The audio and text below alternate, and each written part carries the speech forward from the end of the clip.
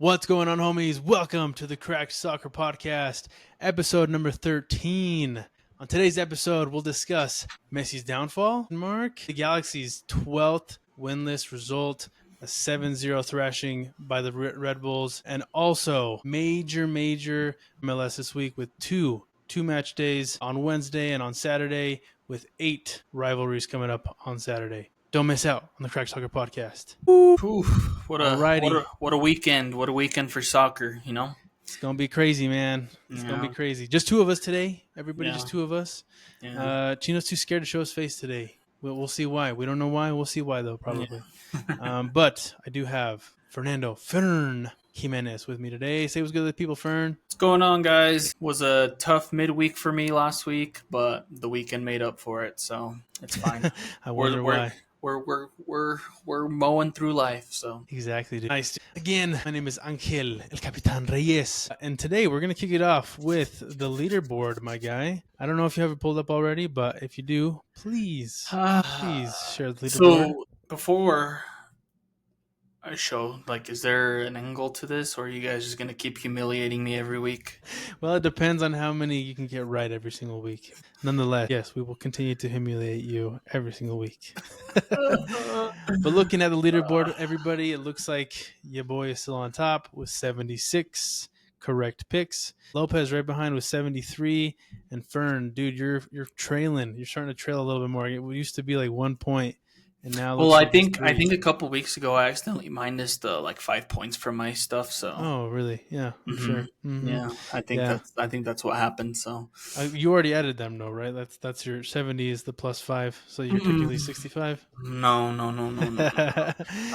Easy, bro. It's hard. Yeah, These picks are hard. It's and it's not even necessarily some of them that we get right or that we get them wrong. Sometimes games are just too good. You know, it's a 3-3 draw, 2-1-1, whatever it is.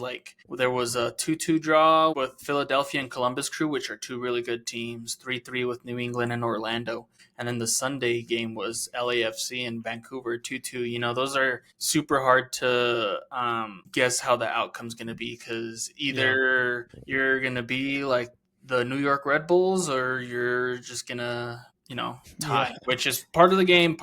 So, but yeah, I know. I just got to start doing something. I got to be like Lopez and start picking Toronto to win and stuff like that. I know, man. It's pretty insane that they got that win. But I hear what you're saying. There's a lot of ties that typically go on. We don't like to ask for ties, so we're not going to pick a tie.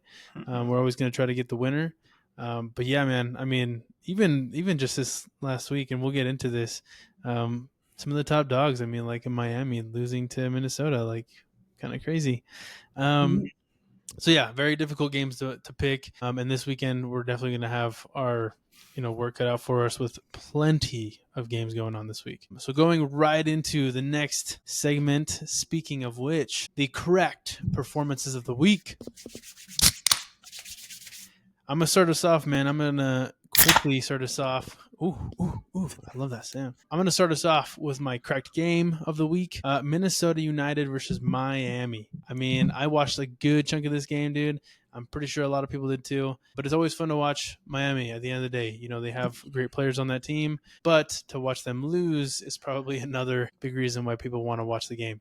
But really just kind of looking at it, man, a 4-1 game, obviously upsetting Miami. They were in Minnesota, so it wasn't like they were at Miami. Something that you really don't see, a lot of teams doing these days is just the way that Minnesota played that whole game, to be completely honest. They played very, very well. The thing that's very cool is that anytime Minnesota scored, the whole team celebrated. It was never oh man, sometimes you'll see some players be upset because they didn't score or because they, didn't get the ball, XYZ. But these guys really just played as a team the whole time. So I really love that. And then big shout out to the effort by Oluwaseyi. I don't know how to say his name.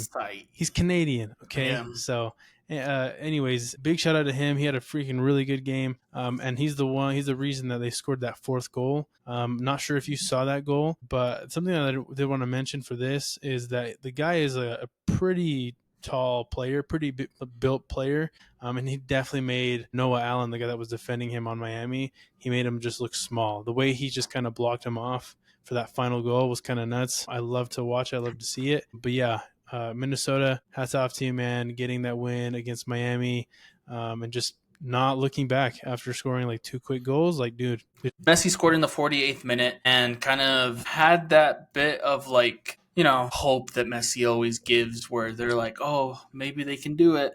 But I feel like I've been saying it, like even when we were doing like the rankings, I was kind of saying I didn't feel like putting Miami in the cracked category just because it was my pour one out for the week. So you won't hear me talk about that at the end of my picks, but the it's so hard. dependency on Messi. It's just so hard to watch them play because it's like we always say, Messi is the best player in the world, or not currently, but he has been one of the greatest players in the history of the game. So you want to get him the ball. There's only so much he can do for the team, and if you're instead of looking at the goal and seeing like, oh, let me shoot this ball, they're like, let me see if I can pass the ball to Messi here or do this and do that, and it's just like that's kind of killing them, you know, like Yeah.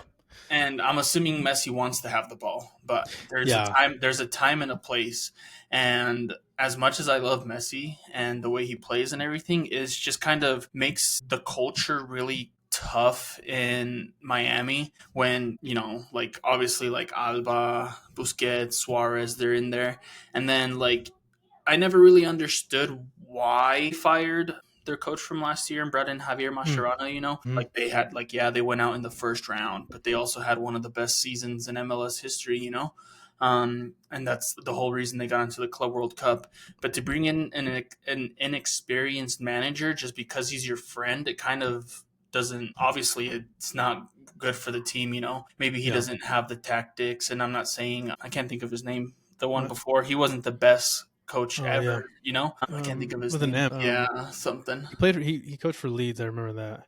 I know Yeah. who you're talking about. Yes. Yeah, and it's just like, that's kind of like the results you get, and then Yeah. at the end of the day, there's nobody to really blame but himself, you know, because he's kind of bringing this on, like bringing in his friend as the manager and all this stuff, and like you can't really complain when you're getting everything you want and things aren't turning out the way they're supposed to, you know, because Yeah. it's like me like bringing in Yeah. my friend to like defend, and he's like the worst defender ever, Yeah. and now I can't yell at him because I'm like, well, I mean, you can, You but it's brought him like in. it's your fault, you know, you're Yeah. the reason that he's there. So Yeah, no, you bring up a good point, and I think watching the game, you kind of can see a lot of what you mentioned, right? Is that they're very Messi dependent. It's almost like I wonder if everybody on the team like just wants to pass him the ball, and that's kind of why they're always looking to him to give him the ball, or if like in practice or something, or before games or something like that. And I don't know if I highly doubt this opinion too, but maybe Messi's telling them like, hey, if you see me at all, give me the ball. Like I will do it. I don't think it's that way. I don't think Messi would kind of be that kind of a guy. Who knows? I don't see that, but it also kind of makes you think like maybe that is a something that maybe he's been saying. And I do know a lot of people online have given Mascherano, Mascherano. they've been giving him a lot of flack over like, oh, like you're super inexperienced and you're having this team, and like now they're like losing all these games. And it's like at the end of the day, like, you know, he's lost a few games, sure. He's been out coached every time that he's, you know, during all these games. You can't really say, you know, to me they probably should have lost that Columbus game as well. Mm-hmm. But like they've been winning games. I don't think it's time to kind of throw in the towel for Inter Miami in terms of the Yeah, coach. Like I think just give him some more time. yeah, But the dependency on Messi, that's kind of the bigger factor, right? yeah, And so I definitely. think about like, okay, their defense, right? Like their right back, I forget his name. He's from Argentina as well. He probably had one of the worst. Wingant. Yeah, he probably had one of the worst games of his entire career. Like that was a really bad game for him.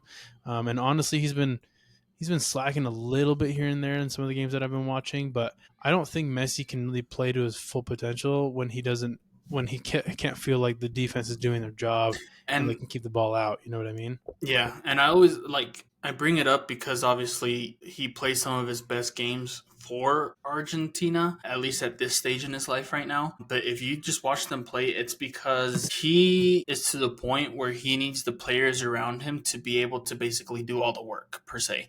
Like Yeah. he's not Or gonna, pull, if that makes yeah, sense. like if somebody, like if he loses the ball, he needs the person like over here. He needs somebody that's dangerous to Yes. take the defenders away from him, because if he's the only Mhm. person that can do something on the field, they're going to put 2 3 players on him, and there's nothing anybody else on the team can do. Yeah. And that's why I don't understand why they got rid of Robert Taylor. Like Hmm. some people may not think he's like the best option, but he was always very dependable for Miami. He was always scoring goals when they needed it. And they definitely need this depth now, especially after the semifinal games and how badly they played. And they also have this midfielder that played for Atlanta United that I can't think of right now, but he's also kind of been ostracized from the team. And it's like you have to like see, like, most of the time the best players on the pitch are the ex Barca players.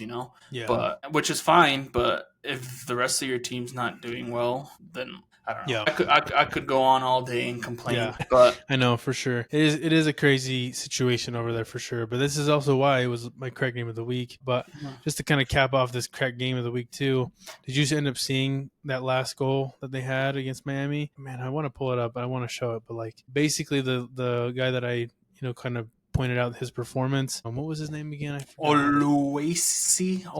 Yeah, Oluwayasi.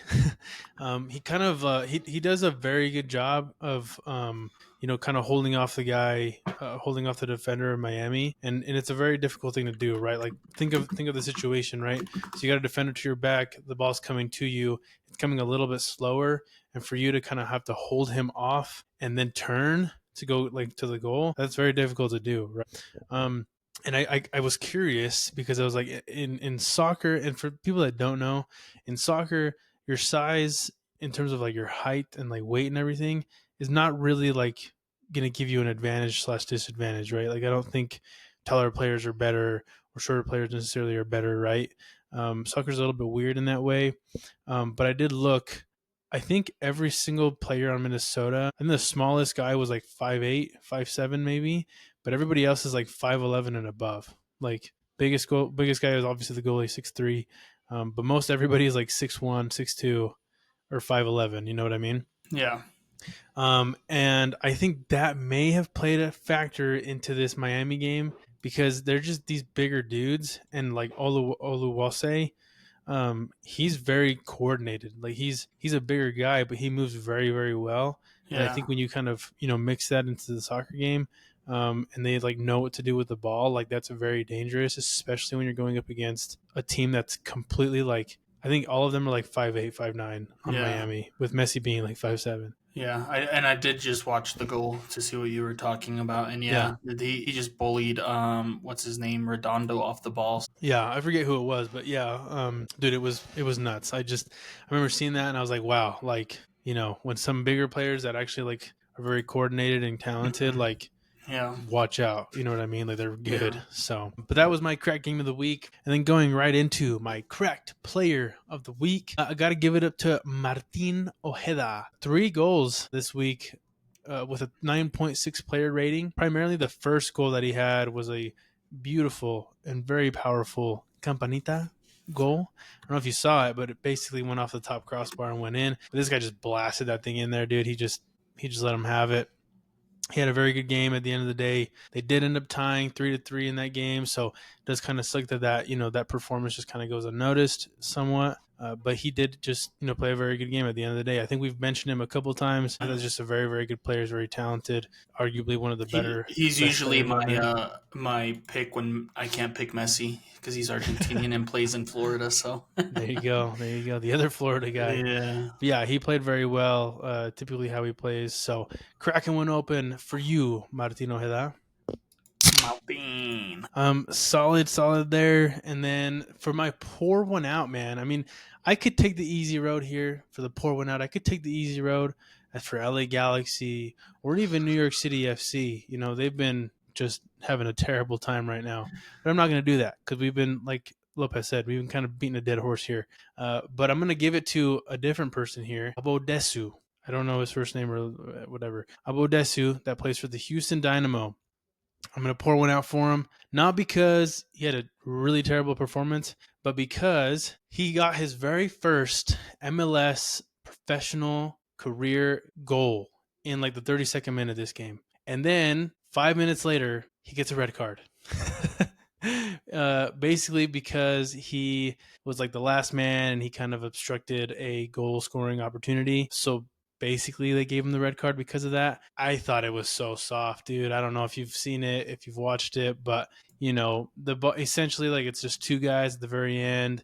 The ball kind of bounces and they kind of get tangled, standing like tangled together, and the ball bounces and it kind of comes back down and it kind of hits him in the hand, like in the arm, kind of like this area, shoulder arm area, and it makes the ball kind of go a little bit off to the side, which basically stops that momentum. And the guy that was trying to score, he obviously couldn't score because of that, and because of it, he gets a red card, which I thought was ridiculous. But I understand, you know, you deny a goal scoring opportunity, you're obviously going to get, you know, the red card because you're the last man. But pouring one out for him, man, because like I said, best day of his life, scoring his first MLS goal. Then 5 minutes later, man, he just gets that red card. Sucks. Yeah, that sucks. That's never fun to have such a good moment like that ruined, and not only ruined, but just what, like 3 minutes later you said? Oh, Yeah, 6 like minutes later. Yeah, 5 or 6 minutes. Yeah, that sucks. So Yeah. I mean, Tough one for him. For me, I'm gonna go into my cracked player of the week, or sorry, cracked game of the week. And I mean, you didn't want to beat a dead horse, but I guess I'm gonna have to now, because my cracked game of the week is actually the MLS Cup final rematch with the New York Red Bulls and LA Galaxy. You know, like I just feel like there's nothing more to say. Like I knew it wasn't gonna go well for the Galaxy. I just didn't expect it to go that bad. And I don't know what they need to do, man. Like I don't know either. To be honest with you, I didn't see. I thought they could win this game, but like coming up the next like maybe 5-6 weeks, I don't think they're winning a game. Yeah, in like the next 5-6 weeks. I thought this was a best chance. And the funny thing is, even last week, when we were looking at the games coming up this week, I pointed it out as being like the one game I wanted to watch this week, this last week, just because they've been playing so bad, and I'm like, oh, I want to see like why they're playing so bad, and you know, maybe if they can turn things around, and they definitely didn't do that, you know. But yeah, the New York Red Bulls look really good, but I don't know whether that's because they're playing good or because the Galaxy is just so bad. But Choupo-Moting, you know, he had 2 goals.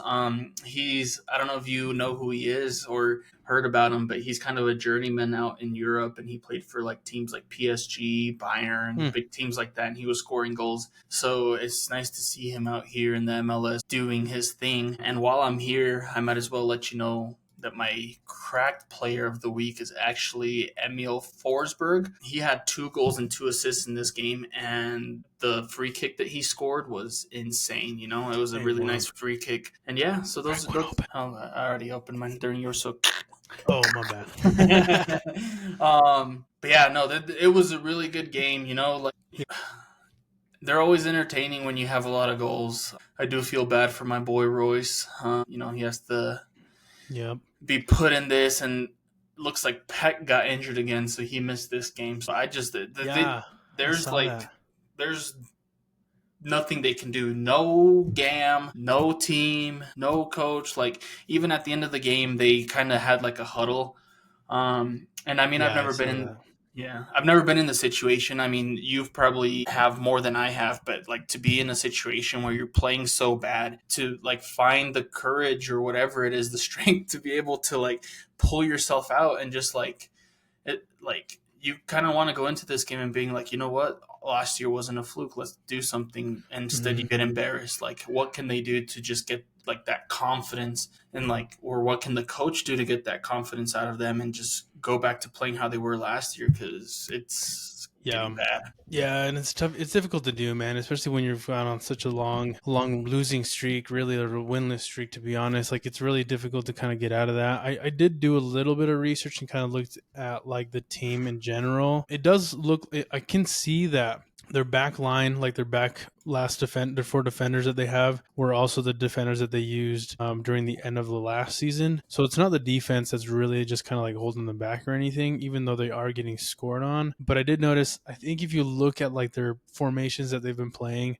all season, I believe they've changed their formation almost every game. And I don't know, I don't really understand like why they're doing it. I can understand like to kind of like throw teams off, like that can make sense. But like a lot of times, like you will put out like I don't know, a 4-2-3-1 or something like that, and you can just like kind of revert back to like a 4-3-3 or 4-4-2. Like it kind of just depends on when you have the ball, when you don't have the ball. But I don't think they've really had like a very consistent way of playing this whole season. You know what I mean?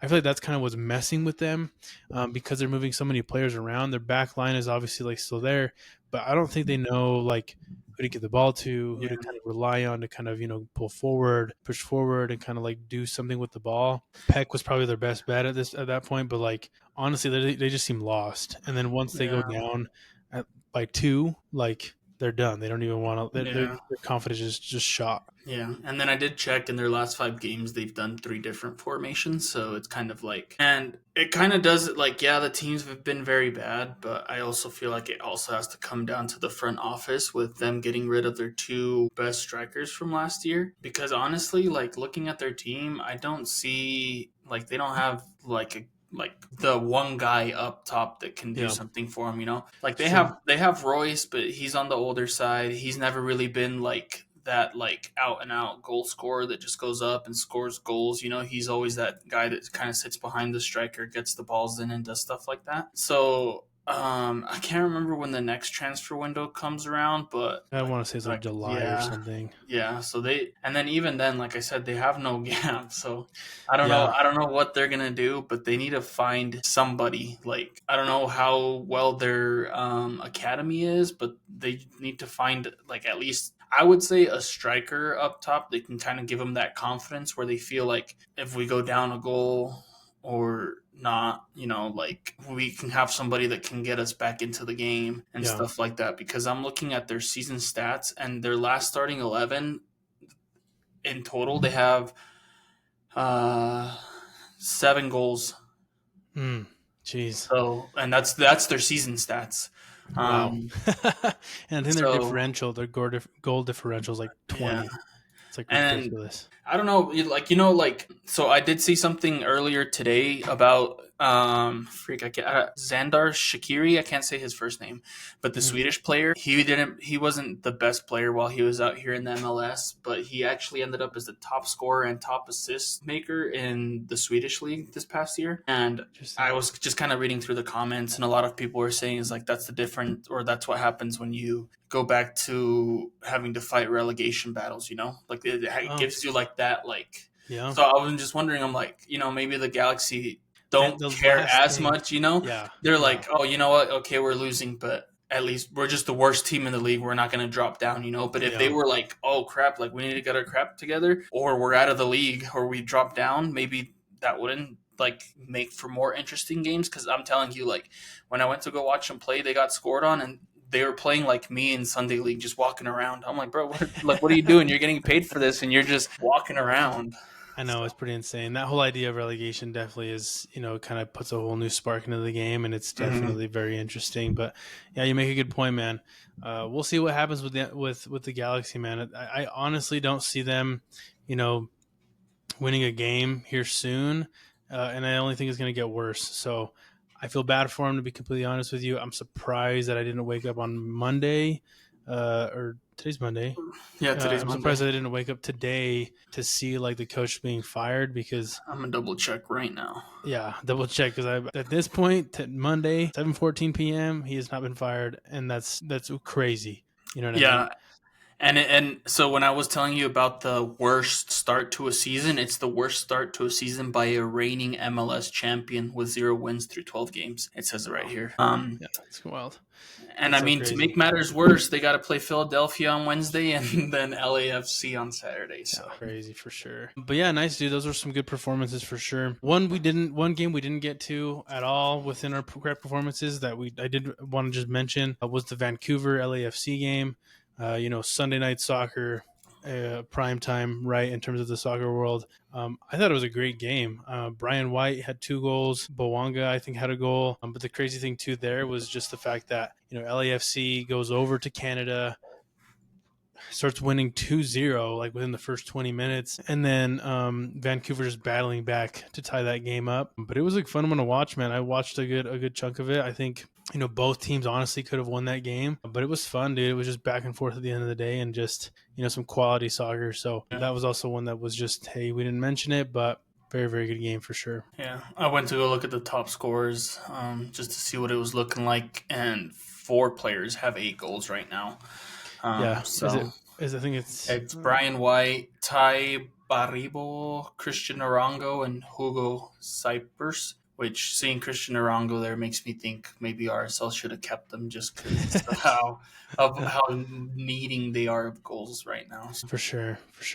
Dang. Well, crazy, man. Yeah, it's pretty solid, though. Solid, correct performances of the week. Going right into these headlines, man, I did want to just bring up one of them that, I think some people would kind of be a little bit interested in learning about. This is a Sportico article that basically it has a big ranking, right? It has a ranking of the 50 most valuable soccer clubs in 2025. And I think that some people might be a little bit surprised by this, but kind of looking at this right here, Sportico, the top rankings of all of the clubs in terms of like their valuation, the revenue.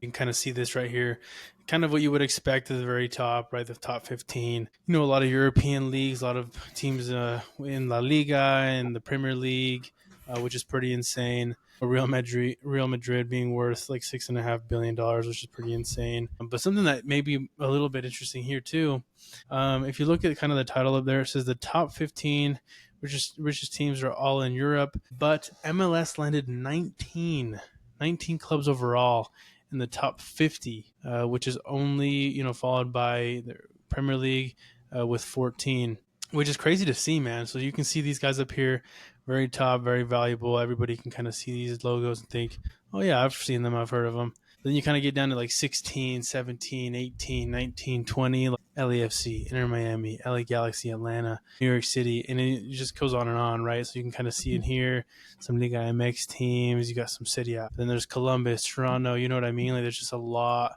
of MLS teams in there. And I think people would be surprised to kind of see this, but curious, dude, what do you think, man? What are your thoughts on seeing so many MLS teams, on this list? Yeah, maybe we're not in the top 5, top 10, but we have the most amount on this list. Yeah. Kind of crazy, huh? Yeah, no, it's crazy because, like, if you look at it, I believe, Aston Villa and Newcastle United are in the top 6 in the Premier League, I'm trying to see if this other team is in here. I don't see them, but yeah, it's crazy to me because, like, if, like, those teams have like that, like if they're valued that much and they can compete with some of the biggest teams in the Premier League, which I will say this year has been weird, because in the like right above the relegation battle is Tottenham and Manchester United, so it's a bit of a weird season. But if those teams with that budget can compete, like imagine if there was no like spending cap in the MLS,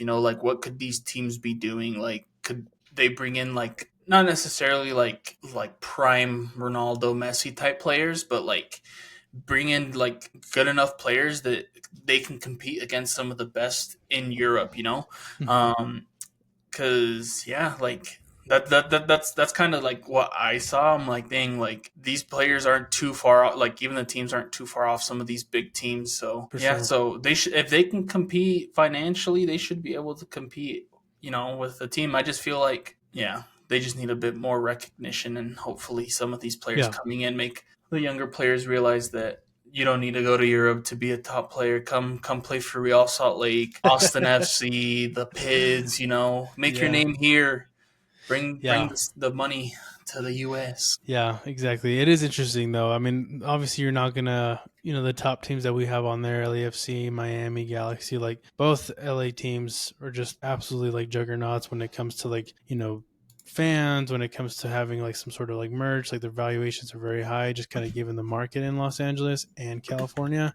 Then obviously Miami as well. But this is kind of what I expected. These 5 teams right here to kind of be at the very, very top. I think that's kind of wild here is just to kind of see like, okay, it's $1 billion where it's $1 billion, it's $1 billion. This club is worth $1 billion, which is crazy to think about.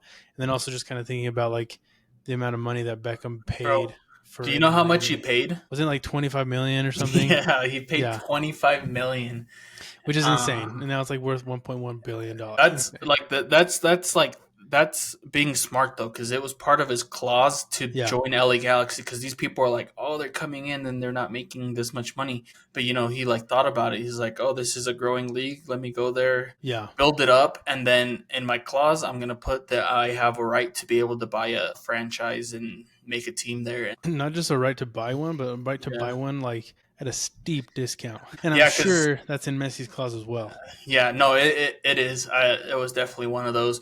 But that's because, like when he purchased it, there was no way you were going to buy a team for that much, But luckily it was in his contract and he got lucky. But no, that's a lot of money, bro. Like, look, what is that? Inter Milan just beat Barcelona, and they only their valuation is not that much more than LAFC, which is crazy to me.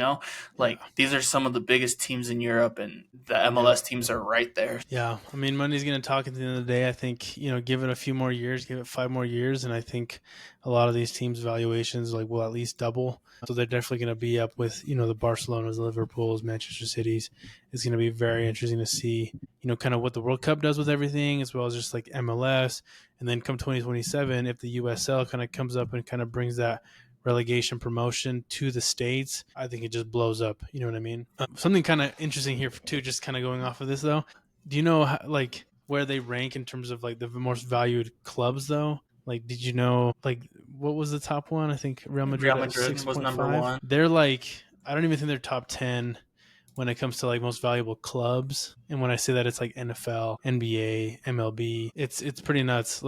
Obviously, you got the number 1 valued club of all time, which is the Dallas Cowboys. But then, if you go down the list, it's mainly, NBA, the Warriors, the Yankees, the Red Sox, the Lakers, things like that, right? So, in terms of, valuable clubs, valuable sports teams, the U.S. is no stranger to, valuable clubs. The Cowboys are worth $10 billion. Yeah, even with the seasons they've had. You know what I mean? Jerry World, bro. Somehow, I don't know how he does it. Somebody get him out of those mattress firms with all the money laundering he's doing or whatever. But yeah, no, that's crazy that they're so low in the list because. Yeah. Well, I just think, you think about soccer's a big sport. It is, right? Yeah. When you think about selling stuff, selling an image, selling a brand, the star, everybody recognizes the Cowboys star. You know what I mean? Mm-hmm. The Lakers, everybody notices the Lakers. New York Yankees, everybody can point that out. You know what I mean? That's what people need to realize how big the U.S. is. And, even though the NFL teams aren't I wouldn't say they're as globally recognized as a Real Madrid, Barcelona, United, but there's enough people here that they can become that valuable. So now imagine if the freaking MLS was able to get on the NFL level, where they can get all the people in the US to want to watch it. And then with soccer being such a global sport, maybe even outside of it, just oof. Yeah, skyrocket that valuation, But even then it's just going to come down to how much you can kind of sell that team, you know what I mean? Mm-hmm. How you can kind of sell that image. Because I think when you look at the logos even today, just in the MLS, I think you can definitely pinpoint, LA Galaxy, you can pinpoint LAFC, Miami, but the rest of them, and Atlanta probably, but the rest of them are a little bit most people probably wouldn't know, you know what I mean? Honestly, as much as I love the Real Salt Lake logo, I feel like it definitely needs kind of a upgrade. An upgrade for sure. Yeah, speaking of upgraded logos, that new hockey team, the Mammoths, the Mammoths, the Utah Mammoths. Yeah, I still haven't been to one. I need to go. I've never been to a hockey. No, me neither. Maybe that's every Thursday we'll bring you a hockey podcast. I don't know hockey that well, but we'll see. Nice, but solid. Yeah, that was a pretty cool little headline there. Lots of MLS teams coming up. keep your eyes out, man. They're gonna come up. They're gonna show out at some point. The next one too, going into the next headline, LAFC gonna play Club America for the final spot in the Club World Cup. Pretty crazy, man. I'm sure I think we've talked about it a little bit here, but just to kind of give everybody just a bit of an overview again. Basically, what happened was there was a team called Club Leon, in the Club World Cup. They basically got set. They got told that they can no longer be in this tournament because they're under the same ownership with Grupo Pachuca, and they didn't want two clubs under the same ownership to be competing in this title, just in case they ended up going to the final. It would be kind of like a what's the point type of a deal. So Club Leon got the short end of the stick, and because of that, they will have like a play-in game with LAFC against Club America on, I believe it's May 1st. Yep. May 31st at BMO Stadium. So in Los Angeles, which is a great place to have it, by the way, because yes, LAFC fans, like there's a lot of LAFC fans, but if you want like America fans or like any sort of Liga MX fans to come out, do it in California. Do it in Los Angeles. True. Super cool, man. I'm curious what your thoughts are here on this game. Two teams that are very, high up there. LAFC, just tied against the best team in the MLS, and then a team that's going to go to the finals of the CONCACAF Championship, and then Club America, who I believe is in the playoffs right now for Liga MX, going up against Monterrey. So they also are on the top of the league right now with everything going on. But curious what your thoughts are, your favorites, kind of what you're thinking around this. I think they should have just gave the spot to Barcelona, if I'm being honest. Why isn't Barcelona in this? They weren't good last year. There's right. not much to it. But the game, I just think, I don't know, like sucks for them. They're devastated. They brought in freaking James Rodriguez, bro. This was their like big player. He's been playing well. They wanted to showcase their club to the world. But like club ownerships, man, they can be good for you, but I mean, owning two Liga, like we talked about it, and I think we were both kind of in agreement. Like club ownership isn't like a bad thing per se, as long as they're not in the same league, which unfortunately Pachuca and Leon are in the same league. So I mean, I feel bad for them, but that's kind of just, I feel like is pretty fair from FIFA's standpoint, even though FIFA is never really fair. They're not known for their fairness. And I know people complain, be like, oh, there's been instances in the past where they've let this slide. But I mean, okay, if they let it slide in the past, whatever. But it's more about trying to improve now. This is now. And if they want to like improve their enforcement of this rule and whatnot, then go for it. Just as long as it's not a one-time thing, and then this next Club World Cup, something like this happens and they don't want to enforce it, then whatever. And as far as like Club America and LAFC playing, I feel like that's going to be a really good game. They were both in the quarterfinals for the Champions Cup, and I mean, I had America getting to the final. And I also had LAFC as one of the favorites to get to the final. So this should be a really good game. Is it just like a one-off type thing? Like just winner gets in? Yep, winner gets in. So winner gets in, and then they also will join Group D with Flamengo, Chelsea, and this other team that I have no idea who they are. So basically, what you're telling me is whoever wins this is going to go into the knockout rounds. Potentially. I mean, Flamengo's pretty good. Same with Chelsea. Like those two are probably going to be the favorites to come out of this group because I believe the other team is like a Saudi team or something like that.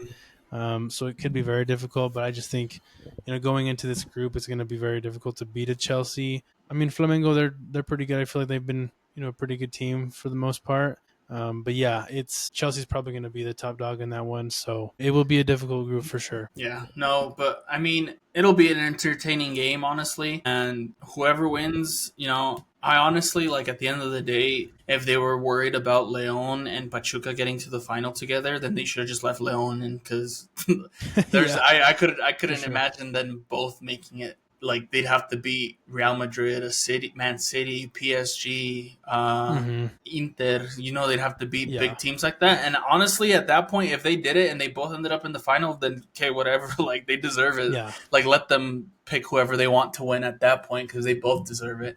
Um, Yeah, that would be a very but far fetched thing for but sure. yes, this will be a good game. I know we talked about it being a possibility a while ago, so it's kind of Mhm. crazy seeing that it actually is going to be a thing.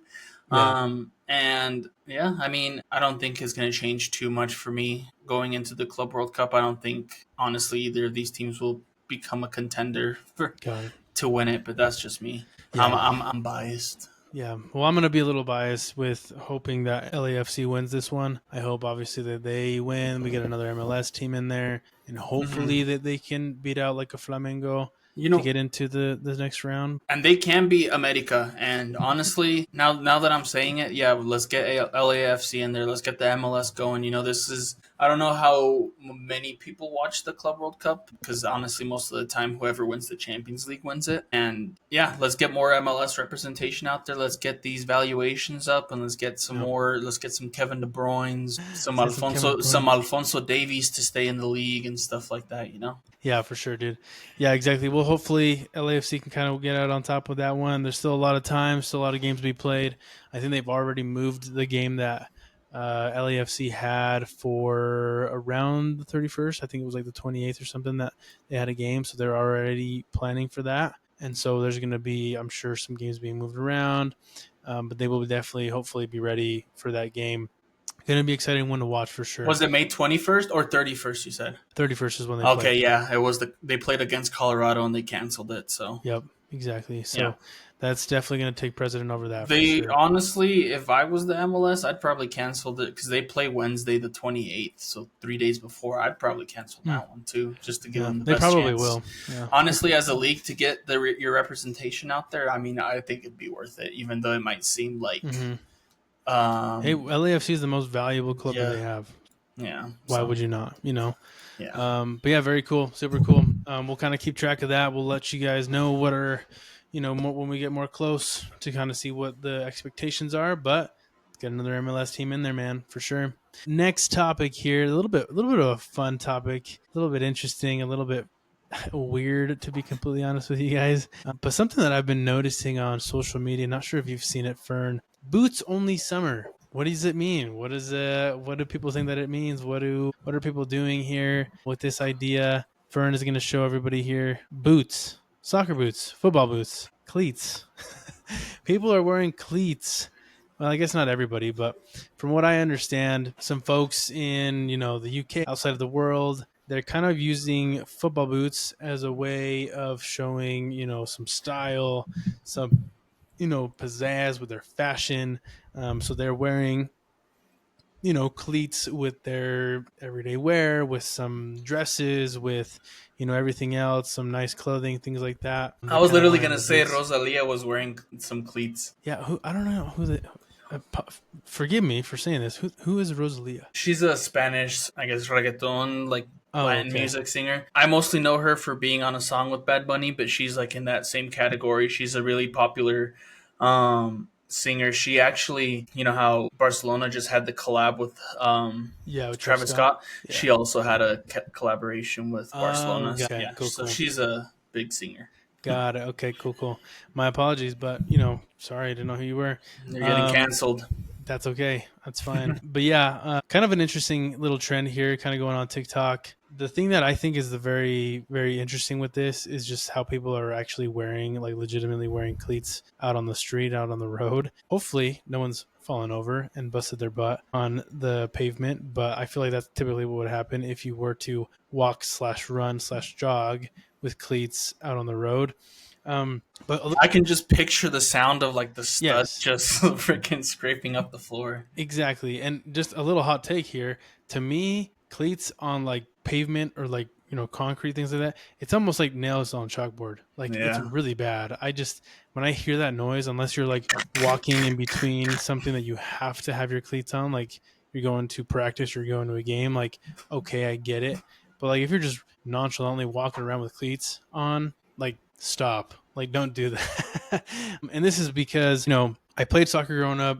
I've had cleats before. I never had like the best cleats ever in the world, but I had cleats and I just knew, kind of when I had my cleats, like walking around on the pavement on concrete, was going to wear the studs down. So the last thing my dad let me do and the last thing that I wanted to do was to walk around with You cleats. got money for new cleats? Exactly. We did not have money for new cleats. These cleats needed to last me at least a season and a half to 2 seasons. I cannot be wearing down these studs. So to me, it's a really weird, thing. It's very elitist in my opinion, but it's, I mean, the thing that at the end of the day is it, kind of pushing the whole soccer movement, football, like, is it kind of getting it out to the masses? Yes, it's great for that. I love that. It's just a little bit weird that people are wearing cleats. Do you want to know a fun fact about just because you just happened to stop on this still frame? Do you know who Noah Beck is? YouTube. I don't really know. Like, I know his name, and I know he's like on TikTok and stuff. I thought it was YouTube. But he probably most people that do TikTok end up going to YouTube and whatnot. They're trying to be like us. They're trying to be like us YouTubers, Yeah, I know. But fun fact about him is he actually played for the RSL Academy. I don't remember where I saw it, but he was like on a podcast and he talked about how he played in the RSL Academy and stuff like that. As he was growing up, he played soccer and stuff like that. And that's very cool. Ever since then, I kind of remembered his name because I was like, oh, that's cool. He played for the RSL Academy. So now that knowledge just happened to be in my head right now and it for the perfect time. Interesting. Yeah. Well, just to kind of like cap off this, it says football boot manufacturer Uno Cero declared the trend a terrible idea, advising the studs on the bottom of your boots provide traction on grass or turf, not on asphalt, concrete, or other harsh surfaces. When you take them out of their element, you risk damaging the studs, which affect their performance and longevity. Exactly my point. You got money for cleats. Yeah, exactly. You ain't got money for cleats. Yeah, these people, either ways, they are just buying them just to wear them outside anyways. You're never going to see them on the pitch, especially Rosalia. Yeah. She's probably, I forgot what brand she was wearing, but I'm 99% sure she was sponsored to wear those outside. So makes sense. Yeah, and I mean, I could never imagine seeing someone with like some nice cleats out. You know what I mean? Like, some classic, back in high school, you'd see every once in a while some dude wearing their indoors, and even then, you're just like, come on, bro. Soccer shoes, dude? You wearing soccer shoes? What are those? Put some different shoes on. Yeah, exactly. Super funny little trend going on. We might do something around that. We'll see. Maybe. Hey, I got mine. I'm ready. Nice. Solid, dude. Let's see. I think that was mainly the kind of the topics that I wanted to discuss today. I can't really think of any other ones that are pretty top of mind, but I did want to get right into, the picks for this upcoming week.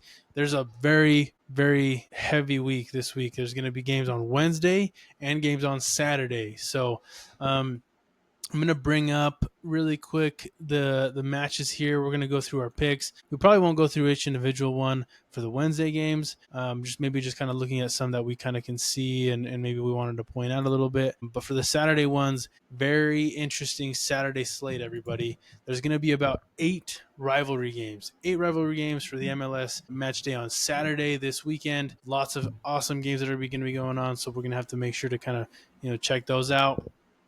But to kind of get into this one right now, let's go ahead and rivalry week was last Sunday. Was it really? Oh, no, I'm just saying because of the game on Sunday. Okay. So yeah, again, full slate on Wednesday. Kind of a weird little gig, but honestly, for me, to be able to watch some games on Wednesday, dude, and Saturday, dude, it's a present, bro. It's awesome. So kind of going into this one, I wouldn't say there's necessarily a game that really is like, hey, you got to watch this one, dude.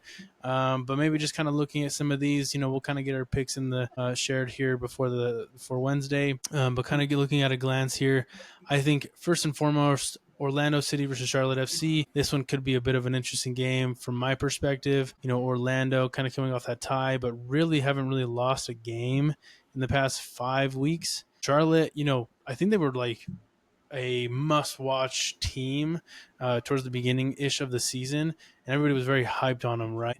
But obviously they've dropped, some points here and there in the last 5 weeks. Going to be a bit of an interesting game here. I would hope Orlando wins this one, but I think this could be a pretty good game. I'm not sure if you're kind of looking at this one as well. Yeah, I honestly think Orlando should win this game. They have a very in form Ojeda going into this game. Mm-hmm. So as long as they can play well as a unit, and honestly, Charlotte has been a bit disappointing. So I can see them winning this easily, I want to say. But I could be wrong. But for me, the one game that for sure on Wednesday that we need to watch is the LAFC Seattle Sounders game Yep. here at 8:30. I Yeah, I feel love like that. that's definitely going to be a really good game. They have very strong teams. Jordan Morris seems to not be able to stay on the pitch. Dude, I know I Um, saw him kind of get injured like but those few weeks ago, dude, and it was like yeah, heartbreaking, man. It was they so just, sad. I don't know. I They don't know. did I pick don't up. know. They did pick up somebody. I don't know if you've seen. What's his name here? I think it's this guy. Is it Musovic? He's had like 5 goals in the last 5 games. I believe it's this guy right here. Let's see. Goals. Yeah, check this out. Yeah, One, he was two, at three, he four, was at five. RSL before, and he looks like he was a free on the right side to your right. RSL November Oh, yep. 23, and then February 24. Okay. So he's Huh. been here for a year. Yeah. But yeah, I think he's been doing pretty well, man. I've just been kind of like watching some stats kind of come up here and there. But look at this, a seven plus rating in like the The past 5 last, weeks. yeah, And obviously six. getting a goal in there. So he's looking pretty solid. He could give LAFC a bit of a run for their money with this one. But at the end of the day, yes, you're completely right. This is going to be a really good game. Yeah. They are in Los Angeles, so will be interesting to see kind of how what Seattle does here. They So you do look at have their top Rusnak. scorers, each have five. Oh, interesting. Where does that say that? Right there, right there. Right here? Rusnak and go down a Oh, little bit. It says Wonga. Oh yeah, goals. five Yeah, goals. five. Yeah. Crazy. So Yeah, this will be that'll be a good. good game. Yeah, I like it, man. I think let's see, head to head. LA 13 wins, Seattle 7. Okay, so LAFC kind of has the upper hand here. I It's probably would so pick LAFC, but It's so crazy to me that the LAFC hasn't been around for that long, and they're just freaking. That's what that Cali weather does to you, man. I guess because yeah, freaking I LA. know. Well, I guess not the Cali weather. I don't know. They have some other water in their stadium versus what LA Galaxy's drinking. So That's for sure. somebody put One fentanyl in Galaxy's water. Oh yeah, allegedly. We're not like No, actually just saying kidding. that. 1-2 also here. I think I'm gonna try to go to this game here. I'm gonna probably go to the Real Salt Lake versus Timbers game. Dang, Glad Yeah, is gone. yeah, dude, he's Dang. suspended. Something that I wanted to point out here too, just to kind of like get your thoughts on it. Every single time, man, every single time I see, Real Salt Lake perform and have a game and do all these things, anytime RSL gets a red card in a game, their fans go absolutely nuts. And everybody hates the ref, and everybody thinks the refs are out to get RSL. I don't know what it is. I don't know why. But I don't know if you watched his last game with RSL when they played. Who was it? Dallas. Did you This see past that red card weekend? this No, weekend? Was it I Gata? didn't see it. So yeah, I didn't he see the just goal. got a red card, and basically the first. So he got 2 yellows, right? So the first yellow card he got was because homie legitimately was trying to get a ball, but he left like both of his feet were off the ground. He just kind of like went studs first right into this dude. Luckily, he didn't like nail him. He didn't like hit him like straight up. But in any situation, guys, like that is a straight red if he had hit him a lot more cleanly. Like easy red card. If it happened to somebody in RSL, everybody would have been flipping out like red card, red card, red card. He was lucky that he didn't hit him and he got a yellow, so that was fine.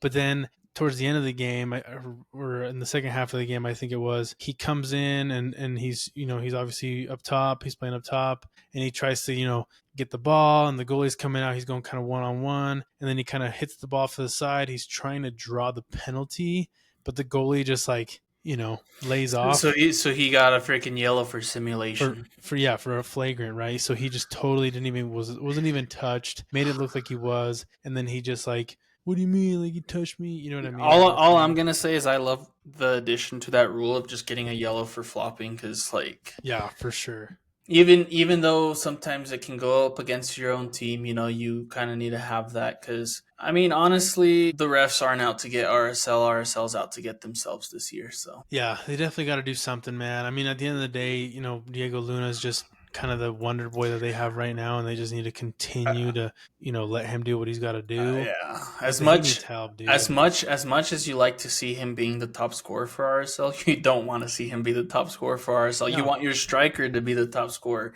exactly.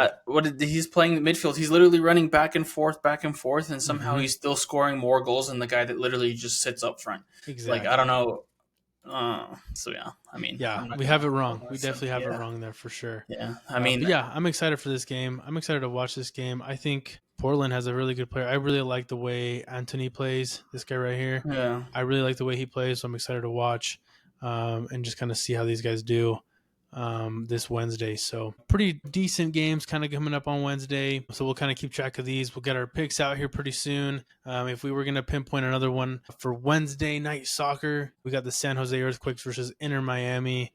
San Jose, I mean, coming off of a 3-game winning streak. Rongo with 8 goals. Messi has 5. So this will be interesting. I mean, can Miami kind of get back on track, or will San Jose kind of continue that hot streak that they've been having?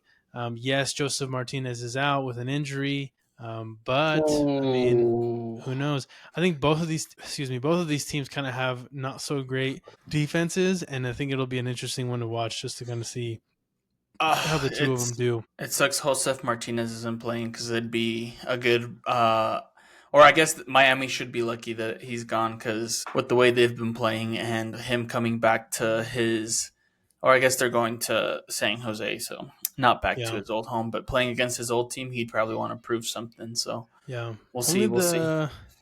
Looks like only the So they've second played once. time. Yeah. Only the second time that they've ever played each other. Interesting. Because the Eastern Conference teams and the Western Conference teams only play like every once in a while. So, bro, somebody get freaking Inter Miami to come play RSL, please. Yeah. Please. Exactly, man. That would be so cool to go see for sure. But yeah, we'll see what happens with Wednesday night soccer. And then the one that the date that we're all excited for, Saturday, May 17th. Check this out, man. We're going to have so many good games. And just kind of going off from the list here, I kind of wanted to point out a little bit of them, or all of them, just so that people can understand kind of, the rivalries in MLS, right? So just to kick us off, right, first things first, Montreal versus Toronto. I believe they call this one the Canada Cheeks Cup. The Cheeks Cup. You know what's interesting about this one though? Canada, like the Canada Soccer League, has like a tournament that they do, and these two teams actually played in like the first leg of it, and I believe Montreal won that game. I think it was like 1-0. And it basically made Toronto fans just absolutely livid. They were super pissed off. But if you've seen, I mean, at least they got a win this last week, and they are doing better than LA Galaxy, which is the previous, champs. So they're both not very good, but honestly, just to kind of watch both of these guys go up against each other in a rivalry game, this should be fun, man. I really hope this game is just balls to the wall, just trying to win this game. I'm kind of curious who you think is going to win. Honestly, I don't know. They're both bad, They are for sure. But it is a rivalry game. I feel like where are they playing? Oh, they're playing at Montreal Stadium, right? Is that what that is? So Saputo, yeah, it's gonna be Quebec, Montreal. Yep. Yeah. Dang, that's gonna be a crazy. I mean, all these games are gonna be crazy. Most of these are rivalry games, but if I had to pick one of the two, I'd probably go with Toronto, just because although they're bad, I feel like they've been a little bit better. And I don't know, but look, what is it? 3 games down, they played 2-2. They drew 2-2. So yeah, maybe somebody has to win. So I hope go so. Toronto. I'm gonna go Toronto. Yeah, I would hope somebody wins. I'm gonna go with Toronto as well. I think they're getting I'm gonna say little bit better, so we'll see. Toronto wins 4-3. That would be a game. That would be a very good game. I hope you're right, man. But yeah, first game up, the Canada Classique to kick it off. And then the next one, New York City FC versus New York Red Bulls, another rivalry game. Let me just really quickly, I think what it's called, because I have them all pulled up here just so everybody can see. But the Hudson River Derby is what this one's called. New York City FC. I'm not sure who has the most wins here. Let me see. Looks like New York Red Bulls. Red Bulls have the most wins here in this one. But this one will be a fun one too. I do think the Red Bulls are kind of going to ride this high of a 7-0 win against LA Galaxy. Yeah. So they probably feel a little bit better going into this one. I'd probably also go with the Red Bulls. Yeah, I'm going to go with the Red Bulls too. My guess for the score is going to be 5-2. 5-2? I think it's like a 2-1 game for sure, but 5-2 would be interesting. New York City, I mean, they just lost to Montreal. And I don't know if you saw this, for the U.S. Open Cup, they also lost to the USL team, Pittsburgh Riverhounds. I don't know if you've kept up with the U.S. Open Cup. We'll cover this a little bit more maybe next week. But the Pittsburgh Riverhounds were the only USL team, really the only non-MLS team to win in the last round of that round of 32. So they're the only team to go to, that are going to go to the round of 16 in the US Open Cup. So it's them and all the other MLS teams.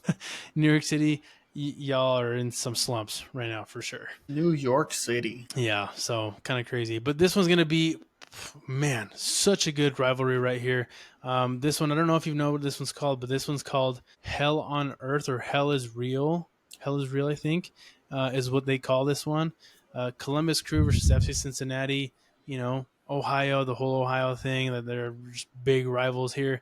The cool thing about this one is we had both of these guys in the cracked tier with our correct performances, and I think they're just both super good teams. I think, let's see kind of where they're at in terms of the table. I want to say they're both, yep. I mean, number 1 and number 2, man, this is going to be spicy. A rivalry game. Hell on Earth. No, Hell is Real. Columbus Crew versus FC Cincinnati at Lower Field. I mean, dude, tough one to call. What do you think with this game? I feel like this is one of those you don't want to call it, but it gives me like a tying game. But I just feel like Cincinnati has been playing just that tiny bit better than the Columbus Crew. Although, can you check who the Crew's coach is real quick? I believe they have. I can't think of his name right now.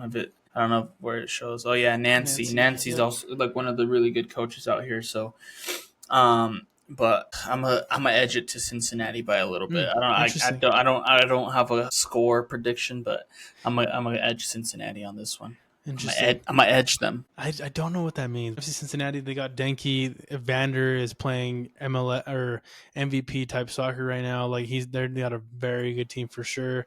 I think if you're gonna look at anybody else that could compete, it's gonna be Rossi with the Columbus Crew. Like I said, it's going to be spicy. It's going to be interesting in terms of head-to-head. They are Columbus Crew's up 7, Cincinnati's up 4, 5 draws. It's a little bit interesting there. I'm going to give it to the Columbus Crew. I think they beat Cincinnati here. They've been doing very well. So the only team they've lost to really is Miami, and even that I think they should have won. So I think Columbus keeps rolling, and I'm going to give it to the Crew here in the Hell.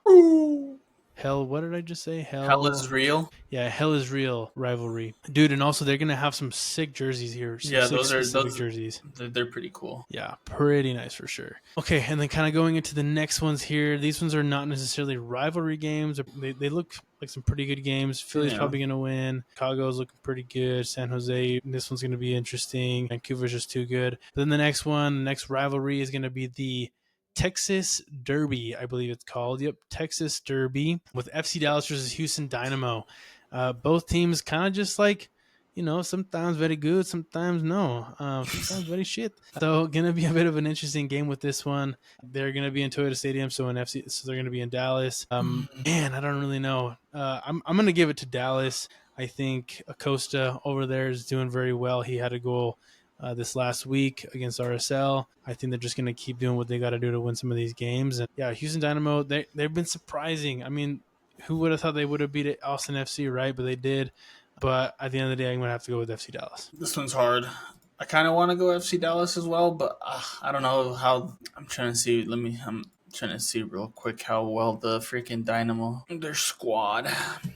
Yeah, I'm probably have the best squad. Yeah, FC. I mean, I have been giving some flack to FC Dallas. I didn't think they were going to be too good, missing their number 1 player in Ferreira's Jesus. Oh yeah, I can't think of Ferreira.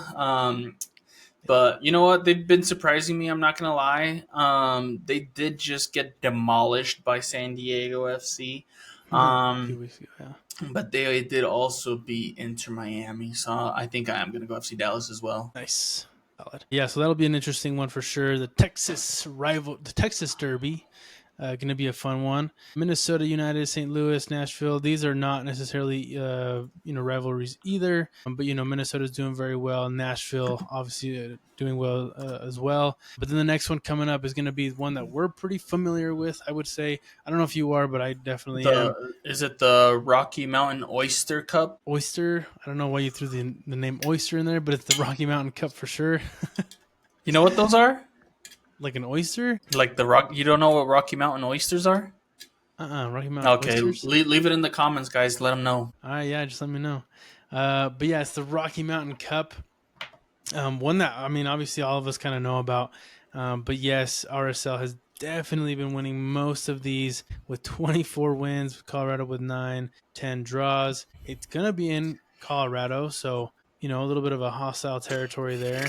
They are coming off of 2 losses, a 0-2 loss against San Jose, and then losing to DC United. Real Salt Lake still just super dependent on Diego Luna. Not a lot of firepower either. I do think Colorado's very good at home, and they have a lot less, injuries. They just kind of have it a little bit more figured out. I think that one guy, what's his name, this guy, he's really good. I really like the way this guy's playing. Navarro is also playing very, very well. So unfortunately, I don't like to go against RSL, especially given the rivalry games, but I'm going to have to give it to, Colorado for this one. Well, what do you think, dude? Yeah, I mean, the nice thing is the Colorado Rapids aren't the best team in the league right now, so it gives RSL a bit of a chance to not screw this up somehow. And since they're playing the game Wednesday, they're actually going to have McMath and their striker resting, so I guess it's a blessing and a curse. Did I say McMath? Yeah, McMath. Okay, sorry, I meant Glad. I was just reading his name right there. So Glad and the striker are going to be back. But I'm going to go with RSL. I wouldn't be surprised if they disappoint me, though. So okay, no worries, man. I mean, it's a rivalry game. You never know. We'll see. But it should be an interesting game, man. It's 7:30. That'll be fun. Sweet little rivalry there. This one's a little bit of a rivalry. Kind of looking it up, it doesn't really have a name. I would probably say it's not necessarily official, but they are, two Pacific Northwest teams. Both teams are doing very well, playing some very good soccer right now. I think Portland's a little bit higher up when it comes to the table. Let's see, yeah, the Portland's in third place, Seattle's in fifth, but nonetheless, should be a very good game. This one doesn't have a name. This one just says Portland versus Seattle. That's all it really says. If any of you are fans of these two teams and know, what this rivalry is, or if it even is a rivalry, let us know. Let us know in the comments. We're not aware of it, but they are two Pacific Northwest teams that are doing very well. But man, this is going to be a tough one too. I do think, I think Portland has a very good chance of winning Wednesday, as well as kind of keeping that momentum. So I'm going to say Portland probably wins this one, but it's honestly up in the air, man. I don't know what you think. honestly, with the way that it's going right now, it's so hard because they're both really good. I have liked the way that Portland has been playing more than the Seattle Sounders. So I'm going to go with, but the freaking Sounders are on a hot streak right now. Yeah, but they also have been, no, I guess they've both been playing not equally. super hard teams, yeah. But yeah, I still think Super close, I think I'd still go with Portland over Seattle. And I was kind of looking it up. I don't know if this is for sure or not. It does say the Cascadia Cup is kind of what some people call it. Obviously the big Timber Sounder fans can let us know in the comments if that's correct or not, but that's kind of what I saw online. So okay, nice, cool. Well, the Cascadia Cup, that's what we're going with. Maybe Portland will pull this one out, but again, Seattle's doing pretty good right now too. That is a Saturday slot, and then for Sunday, I mean, again, Messi's going to be headlining Sunday once again, as well as a couple others. But I will say I'd rather have the Inter Miami and Orlando City game be the last game of the Sunday, and that's just because you kind of can see an obvious winner for the last rivalry for sure. But yeah, dude, Sunday night soccer. So we're gonna do, let's see, the first game. So the first game on Sunday, not necessarily a name either. I don't know if you can find it while I kind of ramble off here, but the Florida Derby, Florida Classic, Florida rivalry game, whatever you guys want to call it. Inter Miami versus Orlando City going up on this one. Both teams, one of them doing, wow, I didn't know they had so many losses, Inter Miami. But at the end of the day, they are Miami. They do have, Messi. Orlando also, doing pretty well here. I mean, honestly, this can kind of go either way. It's going to be a chase. So it's, you can kind of give a leg up to Miami there. But just kind of the way Miami's been playing, man, I don't know. I mean, I'll let you go first here. I think Miami does have a decent. They probably will win on Wednesday. I didn't really necessarily check who they're playing, but that might help them kind of with the confidence for this Sunday. But what are your thoughts here with this Florida derby? You know what? Even at Inter Miami's worst, they're still better than Orlando. Give me Inter Miami. Dang, you really think so? Okay. Honestly, I Look, 5-5, dude. It's not. It doesn't help yeah you at all either. yeah because I mean Ojeda, like I said, he's coming in hot. Um, Miami's just playing so bad right now. Like I don't know like what they can do to help. Like I don't know if they just need to sit Messi out for a couple games because I think since Javier Mascherano has been coaching, he hasn't been out of the starting. Well, besides the one game that they lost to who was it? FC Dallas, where they came back and lost. Yeah, FC Dallas right there. That's the only game Messi hasn't played, and I just feel Yeah. like it could help them, find an identity that isn't Inter Messi CF or whatever you want to call it.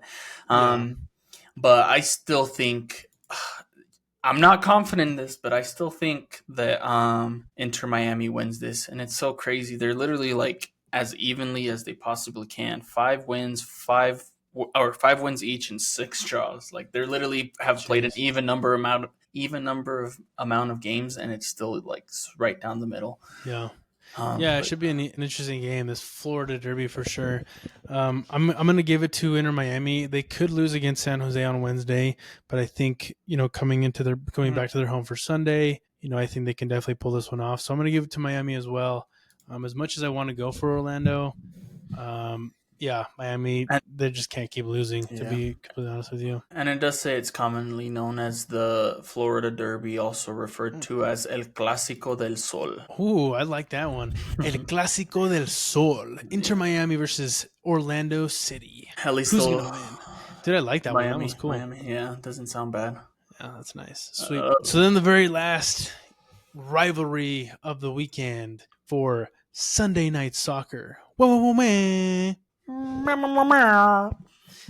got LA Galaxy versus LAFC. I mean, it's kind of easy to choose a winner here. Just so you guys are aware, this one is called El Tráfico, which is kind of nuts because, traffic does suck in Los Angeles. There's going to be a lot of traffic in LA Galaxy's goal. That's all I'm going to say. Ooh, dude, that's funny, dude. That clip that. For sure. It's going to be, rough, man. LA Galaxy is going to have to play Philadelphia on Wednesday, and then they got LAFC on Sunday. So a bit of a tough stretch there for LA Galaxy. I don't think they're going to win both of those games, especially with some of these very major injuries. Even with all the pep talks you want to give them, even with all the tactical switches that you guys want to do, I don't see it happening. Give me LAFC. They're going to keep rocking and rolling. To make it worse, they have to play Philadelphia Union 3 days before or 4 days before. On Wednesday. It's not like they're like, oh, let's rest our starters to freaking play against the LAFC. You're going to get cooked regardless. I'm sorry, guys. For this one, I am going to predict a 4-0 scoreline. Ooh, 4-0 with LAFC winning? Mm-hmm. Nice. Yeah, I mean, it's a great rivalry. It's going to be very cool. I'm sure a lot of people will go to this game, especially given that it's in LA Galaxy's home at Dignity Health. But man, I wouldn't be surprised if in the 60th minute, around the 60th minute, half of this stadium's gone because the game's already over. Like you're telling me there's going to be traffic in the stands on the way out? There's going to be traffic in the stands of people leaving the stadium because of how badly they're going to get beat by LFC.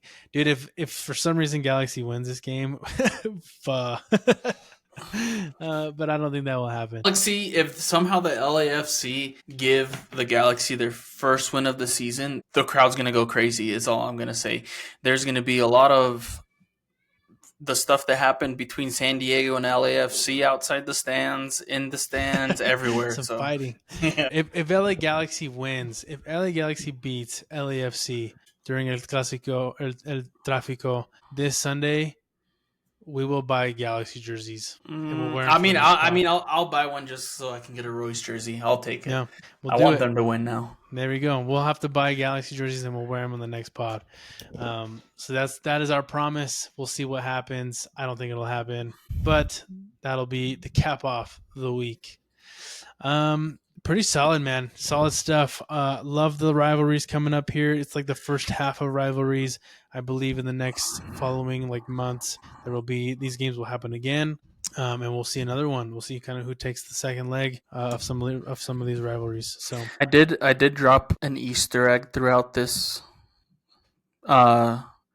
picks. If you happen to know what my Easter egg was, comment below. First person to comment what the Easter egg was gets a like. Because I don't know what else I can give unless it's somebody I know, then I can do something. Yeah, a shout out. Nice, pretty solid, sweet. Well, this is that is it. That is it for today. This has been the Cracked Soccer Podcast, episode number 13. Any final words, Fern? Anything going into this jam-packed MLS week? No. Honestly, it's a bit crazy to me to have a game Wednesday, game Saturday, Sunday, but you know what? The more the merrier. I'm never going to complain about more games. Hopefully Inter Miami can get their stuff together. And honestly, this weekend, if you haven't watched any games, this weekend should be the weekend you watch. This is going to be some of the more exciting games. A lot of rivalries. A lot of teams are going to be wanting to play as bad as they are. As bad as you are in a season, you never want to lose to your rivals. You never want to not win a game against your rivals all season. So, this will be a good week to watch. If you've never watched soccer before, if you've never watched the MLS before, do it this weekend. Love that. Lots of rivalries this week. But that is it for us. Cracked Soccer Podcast. Please like, share, subscribe. Let us know your thoughts. We out. Peace.